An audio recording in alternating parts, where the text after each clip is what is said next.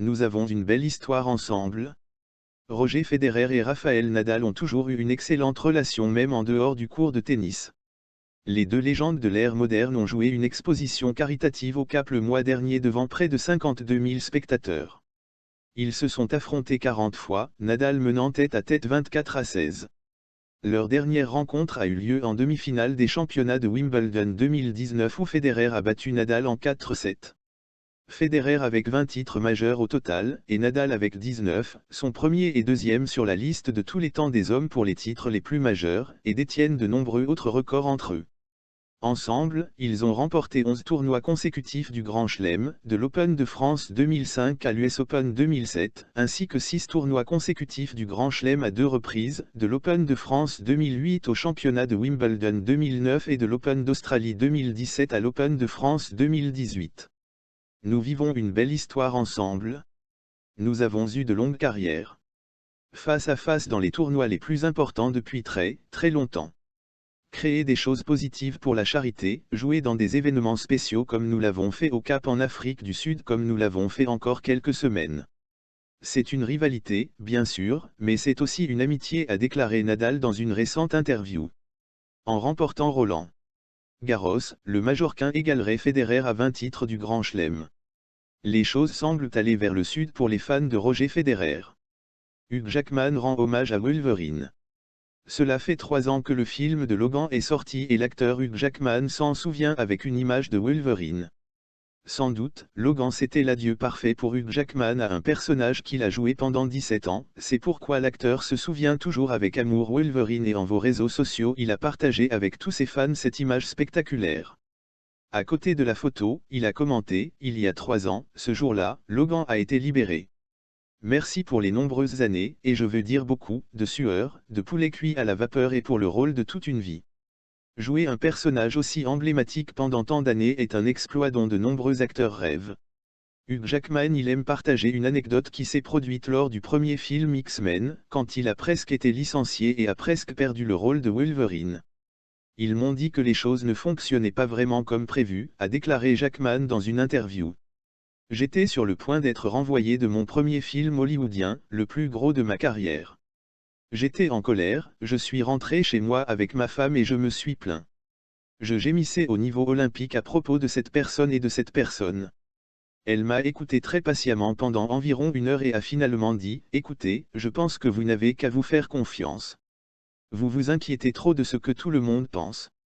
Revenez au personnage, concentrez-vous là-dessus, faites confiance à votre instinct. Vous l'avez. Pour moi, c'était l'amour. Quelqu'un qui croit en toi quand tu ne crois pas complètement en toi. Hugh Jackman interprétait Wolverine dans 9 films de les X-Men. Il a commencé avec le premier film de la trilogie originale en 2000, puis a été présenté en première X-Men 2, 2003, et X-Men, la décision finale, 2006. Plus tard, il a joué dans le premier film solo intitulé Origin X-Men, Wolverine, 2009. Il a fait une petite camée X-Men, première génération, 2011, et a joué dans un deuxième film solo intitulé Immortal Wolverine, 2013. Il est ensuite retourné diriger les Mutants X-Men, les jours du passé et avait un petit rôle dans X-Men, Apocalypse, 2016, avant de terminer sa carrière avec le grand héros de Marvel dans Logan, 2017. Il y avait des plans pour Daphne qui reviendra dans une suite à Logan concentrée sur la fille clone de Wolverine Laura. Mais, avec l'achat de Second Century Fox de Disney, il n'est pas clair si ces plans sont toujours à l'étude. Quant à Wolverine, Hugh Jackman il a dit qu'il s'attend à ce que le rôle soit joué par un autre acteur plus jeune dans le univers cinématographique Marvel. États-Unis, 25 morts dans de violentes tornades dans le Tennessee. Elles ont laissé derrière elles des paysages de désolation et un bilan qui n'a de cesse de s'alourdir. Les violentes tornades qui ont frappé, mardi 3 mars, le Tennessee, notamment la région de Nashville, la capitale de la musique country aux États-Unis, ont tué au moins 25 personnes et provoqué de nombreux et spectaculaires dégâts. Les secours s'activaient toujours à la recherche de rescapés et de personnes disparues, a indiqué un responsable de l'agence de gestion des urgences du Tennessee, TEMA. Le président Donald Trump, qui a dit prier pour tous ceux affectés par les tornades dévastatrices, a annoncé qu'il se rendrait dans cet état du sud-est du pays vendredi. Les tornades ont frappé dans la nuit de lundi à mardi, quelques heures avant l'ouverture des bureaux de vote pour le Super Tuesday, étape déterminante des primaires démocrates concernant 14 États américains, dont le Tennessee. Elles ont traversé le Tennessee, endommageant gravement des bâtiments, des routes, des ponts, dans plusieurs comtés, selon Théma. J'ai de la chance d'être vivant. Toit effondré, fenêtres brisées, le centre-ville de Music City, comme est surnommé Nashville, passage obligé pour les amateurs de country avec ses bars, ses concerts et son ambiance festive, a été touché. Des débris jonchaient plusieurs rues, selon les images diffusées par les médias locaux, et une quarantaine de bâtiments ont été détruits d'après les autorités. Partout où les tornades sont passées, des arbres et des poteaux électriques ont été arrachés et des maisons éventrées. Je crois que j'ai de la chance d'être vivant et je dois encore digérer ce qui s'est passé, a dit à la télévision locale WTVF un résident dont la voiture a été écrasée par un panneau. Plusieurs hangars de l'aéroport John Thune à Nashville ont été détruits. Des images de la police de la ville montraient des avions endommagés, quasiment encastrés les uns dans les autres, et de la tôle sur les pistes. Les coupures de courant affectaient plus de 70 000 clients mardi, et les écoles publiques de Nashville ont annoncé qu'elles resteraient fermées mercredi. Nashville souffre, et notre communauté a été dévastée, a tweeté le maire, John Cooper. Il y a un an jour pour jour, de puissantes tornades avaient fait au moins 23 morts et causé d'importants dégâts matériels dans l'État de l'Alabama, dans le sud du pays. Jour de scrutin. En raison des tornades dans le Tennessee, les bureaux de vote pour le Super Tuesday de la primaire démocrate ont ouvert une heure plus tard que prévu dans les zones affectées. Un juge a également accordé un délai supplémentaire aux électeurs dans ces mêmes zones.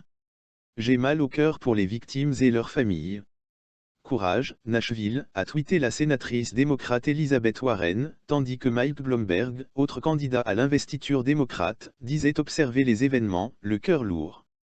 La superstar de la pop Taylor Swift, qui a fait du Tennessee son état d'adoption, a dit dans un tweet envoyé, son amour et ses prières, à toutes les personnes affectées. Et l'un des grands noms d'Hollywood, Reese Witherspoon, qui a grandi à Nashville, a dit avoir, le cœur brisé.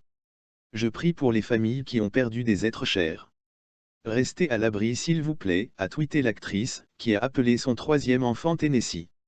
Donald Trump, les dés sont pipés contre Bernie Sanders. Les dés sont pipés contre Bernie, ça ne fait pas de doute, a-t-il asséné depuis la Maison-Blanche avant de se rendre à Charlotte en Caroline du Nord. Le sénateur Bernie Sanders, socialiste, autoproclamé et grand favori des primaires démocrates, espère remporter mardi le Super Mardi, lorsque 14 États voteront, mais il devra affronter Joe Biden, porté par sa large victoire en Caroline du Sud et qui bénéficie de l'abandon de ses deux rivaux modérés. Justin Bieber parle d'avoir une surprise d'anniversaire pour les enfants et Hailey pour lui. Depuis que Justin Bieber et Hailey Bieber se sont mariés, les fans ont voulu connaître tous les détails de leur relation.